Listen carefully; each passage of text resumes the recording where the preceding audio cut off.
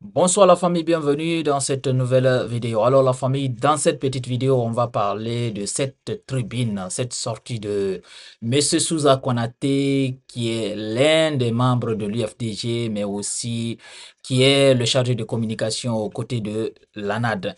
Alors, il a écrit une tribune concernant ce silence coupable de nos religieux concernant tout ce qui est en train, en tout cas, de se passer dans notre pays.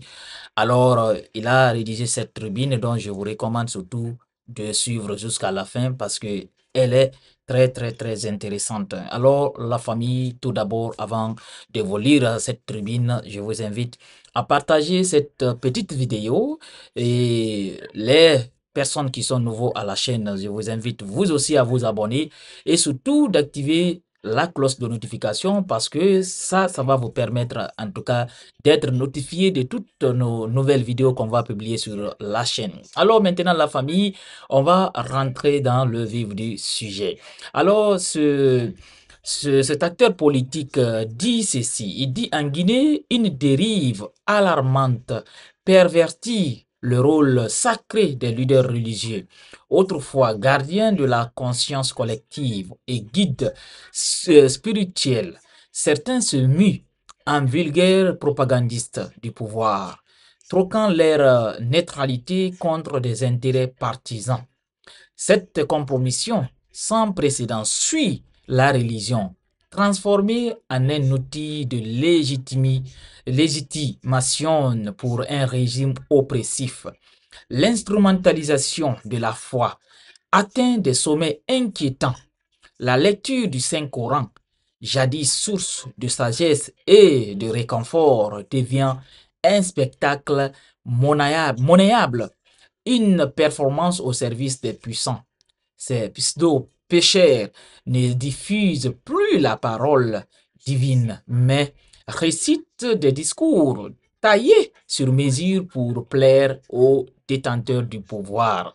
Alors, l'acteur politique n'a pas fini, il continue avec les religieux. Il dit encore, il dit le prophète Mohammed, paix et salut sur lui, avait prophétisé. Il arrivera un temps, où des gens liront le Coran, mais le Coran les maudira. Cette prophétie se réalise sous nos yeux. Comment comprendre le silence, complice de ceux qui devraient prêcher la justice face à l'oppression? Leur rôle n'est-il pas de défendre les opprimés, de dénoncer l'injustice et non de légitimer un système qui divise et opprime? Cette trahison spirituelle a des conséquences désastreuses pour la Guinée. Elle attise les tensions, alimente la défiance populaire et radicalise une jeunesse en guette de justice. En s'érigeant en défenseur d'un régime injuste, ces leaders religieux sapent les fondements de la paix et de la cohésion sociale. Alors il est temps, dit l'acteur politique, que les consciences se réveillent. L'histoire jugera ceux qui ont vendu leur âme pour des privilèges éphémères. Mais elle honorera aussi ceux qui ont eu le courage de s'élever contre l'injustice, de défendre la vérité et d'appeler à la réconciliation nationale. La Guinée a besoin de guides spirituels intègres, pas de mercenaires religieux au service du pouvoir. Voici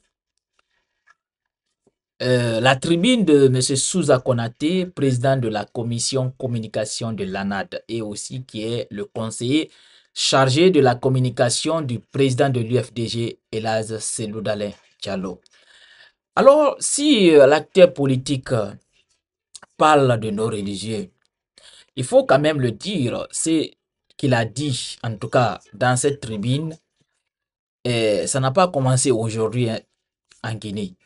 En Guinée, nos religieux ont toujours été aux côtés des puissants, aux côtés du pouvoir. Nos dirigeants ont été toujours comme ça dans ce pays. Ça n'a pas commencé au temps du général Mamadi Doumbouya, il ne faut pas l'accuser. Ça a commencé depuis Vous connaissez déjà depuis longtemps. Alors, dans d'autres pays, j'ai déjà fait des vidéos concernant ce genre de sujet. Dans d'autres pays, les religieux sont vraiment écoutés. Quand les fils de la nation ne s'entendent plus, c'est les religieux. Je parle d'autres pays, hein. Je peux prendre même exemple sur le Congo. C'est les religieux là qui se lèvent. Aller réconcilier ces fils de la nation.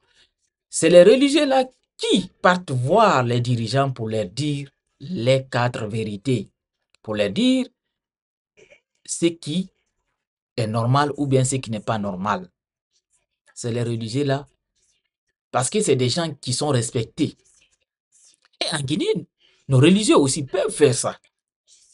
Parce que la Guinée, quand même, on a un respect. On a un respect pour nos religieux. Mais depuis un bon moment, ce respect-là commence vraiment à disparaître. Oui. Et qui a fait ça? La faute incombe que nos religieux. Parce que nos religieux, ils ont fui les responsabilités. En Guinée, normalement, les religieux, s'ils parlent, les gens vont les écouter. Et même les pouvoirs en place. Si les religieux là partent les voir pour leur dire ce qui se passe n'est pas bien, faites ça, leur prodiguer au fait des conseils, j'en suis sûr que nos dirigeants ils vont entendre et puis ils vont les respecter sur ça. Mais si les religieux même deviennent des propagandistes, comme ce que M. Souza Konaté dit ici, si les religieux, quelqu'un, tout le monde peut venir les donner 1 million, un sac de riz pour lire le Saint-Coran pour la personne, c'est que le service de ces religieux est devenu monnayable. C'est ça le chargé de communication du président de l'UFDG en train de dire, Souza Konaté. Ça se passe tous les jours dans notre pays. Les gens partent, par exemple les directeurs, les ministres, ils partent dans des quartiers, voir l'imam, donner un peu d'argent pour dire, ah, on va lire le Saint-Coran pour le chef de l'État, on va lire le Saint-Coran pour ça, ça, ça. Et c'est des choses qui est anormal. Ça, vraiment, c'est de la démagogie. Ça ne doit pas se passer dans un pays normal. Est-ce que vous voyez dans les autres pays, par exemple l'Arabie Saoudite, les gens qui connaissent bien, ils peuvent me démentir, mais est-ce que vous voyez dans ce genre de pays, les imams organisent la lecture du Saint-Coran pour leurs dirigeants?